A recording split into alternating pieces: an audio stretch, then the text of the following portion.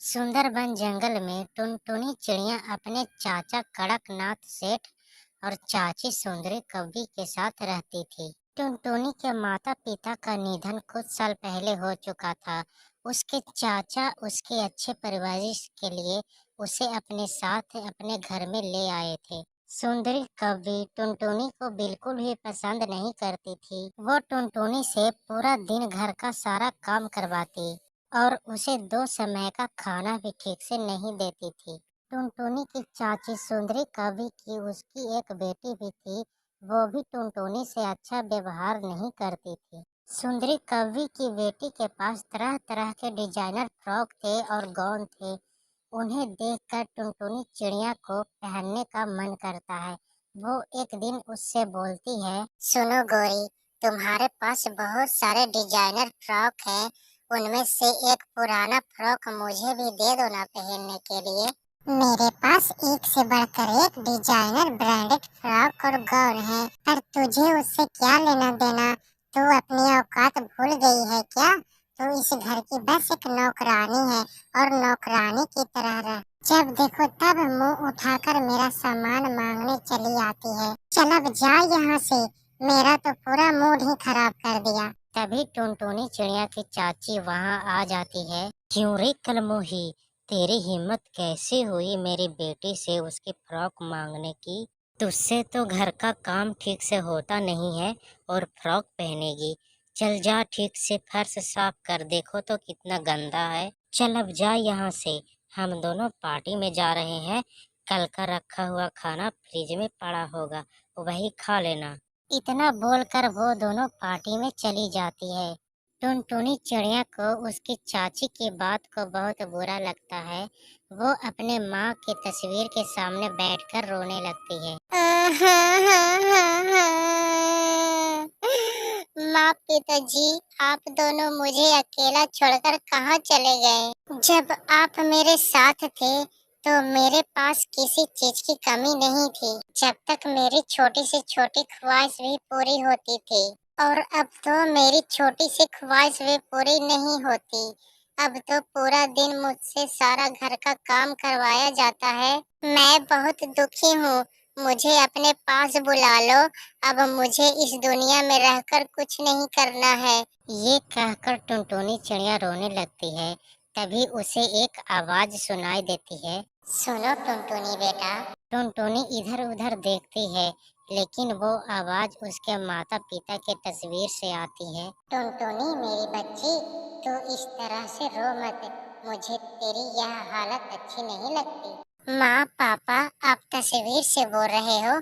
मुझे तो विश्वास ही नहीं हो रहा। हाँ मेरी प्यारी बेटी, मैं तुम्हारा पिता हूँ और मैं सब जानता हूँ कि तू कितनी दुखी है। मेरी प्यारी बेटी पर सुंदरी और उसकी बेटी कितनी अत्याचार करती है, लेकिन अब मैं ये सब और होते होते नहीं देख सकता। मैं तुझे एक ऐसी जगह बताता हूँ जहाँ जाकर तुम्हारी हर इच्छा पूरी हो जाएगी। ऐसी कौन सी जगह है पापा जहाँ आप मुझे भेजना चाहते हैं, जहाँ मेरी हर इच्छा पूरी हो जाएगी? बहुत दूर एक नदी के पास एक कुआं है, वहाँ जाकर तुम अपनी इच्छा बताना, वहाँ तुम्हारी हर इच्छा पूरी हो जाएगी। ये सुनकर टुनटुनी अपना आंसू पोंछ लेती है और उस कुएं के पास अपनी मदद मांगने के लिए चली जाती है। वो कुएं के पास खड़ी होकर कहती है, ए जादुई कुएं, मुझे भी सुंदर सुंदर फ्रॉक चाहिए ताकि मैं भी गोरी की तरह सुंदर दिख सकूं। टुनटुनी का इतना कहते ही कुएं से सुंदर सुंदर फ्रॉक गाउन बाहर आ जाते हैं, जिन्हें देखकर टुनटुनी बहुत खुश हो जाती है। अरे वाह, यह तो बहुत सुंदर है जादुई कुएं, यह फ्रॉक और गाउन तो बहुत सुंदर है। आपका बहुत बहुत धन्यवाद। पर टुनटुनी बेटा, यह याद रखना, यह कोई मामूली फ्रॉक और गाउन नहीं है, बल्कि ये जादुई फ्रॉक और गाउन है। इसे पहनते ही तुम दुनिया की सबसे खूबसूरत चिड़िया में बदल जाओगी, और जब भी तुम इस फ्रॉक को पहनकर कोई काम करोगी, वह चुटकियों में तुम्हारा काम हो जाएगा।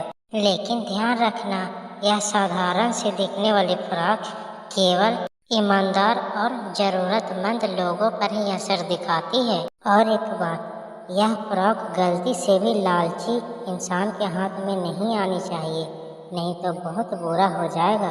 फिर टुनटुनी वह जादुई फ्रॉक अपने घर ले आई। फिर टुनटुनी चिड़िया वह फ्रॉक पहनकर देखती है तो पहले से भी ज्यादा सुंदर हो जाती है। तभी बाहर से सुंदरी कौवी और उसकी बेटी आ जाते हैं। टुनटुनी को इतना सुंदर फ्रॉक पहन देखकर वह चौंक जाते हैं कि टुनटुनी के पास इतनी सुंदर सा ड्रेस कहाँ से आई। ए टुनटुनी, इतनी बन ठन कर कहाँ जा रही है? चुपचाप घर पे रह और घर का सारा काम कर। तुझे नहीं पता कल तुम्हारे चाचा जी घर पे वापस आ रहे हैं, इसलिए अच्छे से पूरे घर की सफाई कर दे। समझ रही है ना? तभी सुंदरी की बेटी कहती है, देखो तो माँ, इसने कितनी सुंदर ड्रेस पहन रखी है। जरूर इसने इसे चुराई होगी या हमारे पैसे से खरीदी होगी। माँ, इससे पूछो कि इसके पास पैसे कहाँ से आए। नहीं नहीं चाची, मैं अपनी माँ का बक्सा खोलकर देख रही थी, उसी में से यह फ्रॉक मिली। टुनटुनी अपनी चाची से झूठ बोल देती है और घर का काम करने के लिए चली जाती है। टुनटुनी ने जादुई फ्रॉक पहन रखी थी, इसलिए उसका काम अपने आप हो जाता है। देखिए न माँ, इसकी माँ की कितनी अच्छी अच्छी फ्रॉक है। मुझे भी चाहिए वह फ्रॉक जो उस नौकरानी ने पहन रखी है। कितनी सुंदर फ्रॉक पहनी है उसने माँ। मुझे उस नौकरानी की सारी फ्रॉक चाहिए, कैसे भी लाकर मुझे दे। अपनी बेटी की बात सुनकर सुंदरी कौवी टुनटुनी के पास जाती है। ए टुनटुनी, तुम्हारी स्वर्गवासी माँ की सारी फ्रॉक कहाँ रखी है? मुझे दे दे। टुनटुनी अपनी चाची की बात सुनकर डर जाती है। तभी उसे कुएं की कही हुई बात याद आती है कि वह फ्रॉक किसी लालची इंसान के हाथ में नहीं पड़नी चाहिए, नहीं तो बहुत बुरा हो जाएगा। वह अपनी चाची की हरकतों के बारे में जानती थी, इसलिए टुनटुनी ने अपनी चाची को साफ साफ मना कर देती है। चाची, आप मुझे चाहे जितना भी मार ले, लेकिन मैं वह फ्रॉक आपको नहीं दूंगी, क्योंकि वह फ्रॉक मेरी माँ की आखिरी निशानी है। यह सुनकर सुंदरी को बहुत गुस्सा आता है और वह टुनटुनी की पिटाई करके वहां से चली जाती है। फिर आधी रात को सुंदरी कभी चोरों की तरह टुनटुनी के कमरे में फ्रॉक करने चोरी जाती है। टुनटुनी ने उस फ्रॉक को बहुत संभाल कर रखा था, लेकिन सुंदरी कभी बहुत चालाक थी। वह उस फ्रॉक को चुरा कर अपनी बेटी को ले जाकर दे देती है। फिर सुंदरी की बेटी बहुत खुशी से वह फ्रॉक पहन लेती है और वो जैसे ही फ्रॉक पहनती है, उसके पूरे शरीर में खुजली होने लगती है। वो चिल्लाने लगती है, आ माँ, मुझे पूरे शरीर में खुजली हो रही है। यह कौन सी फ्रॉक है माँ, जो पहनने से मेरे पूरे शरीर में खुजली हो रही है। अब मुझसे बर्दाश्त नहीं हो रही है माँ, मुझे इस फ्रॉक से बाहर निकालिए। सुंदरी कभी पूरी कोशिश करती है वह फ्रॉक उतारने की, लेकिन वह फ्रॉक नहीं निकलती है। तभी वहाँ टुनटुनी चिड़िया आ जाती है। फिर टुनटुनी अपनी सारी बातें बता देती है कि किस तरह उसकी स्वर्गवासी माँ ने उस जादुई कुएं के पास उसे भेजा था कि वह फ्रॉक उस कुएं से लेकर आई थी। सुंदरी सच्चाई जानने के बाद अपने किए पर बहुत पछताती है। टुनटुनी मेरी बच्ची, मुझे माफ कर दो। मैंने तुम्हारे साथ कितना गलत व्यवहार किया, लेकिन तुम मेरी माँ बेटी की सच्चाई जानती थी भी कि मैं और मेरी बेटी कितनी लालची है, इसलिए तुम मुझे अपनी फ्रॉक नहीं दे रही थी ना। मुझे माफ कर दो। बल्कि आज से मेरी एक बेटी नहीं, दो दो बेटियां हैं। सुंदरी कवि को इतना कहते हैं कि उसकी बेटी की शरीर की खुजली मिट जाती है और उस जादुई फ्रॉक की मदद से टुनटुनी अपनी चाची के दिल में जगह बना लेती है और खुशी खुशी उनके साथ रहने लगती है। अगर आपको यह वीडियो पसंद आई हो तो हमारे वीडियो को लाइक और ऐसे ही कहानियाँ सुनने के लिए हमारे चैनल को सब्सक्राइब करना ना भूलें। आपका बहुत बहुत धन्यवाद।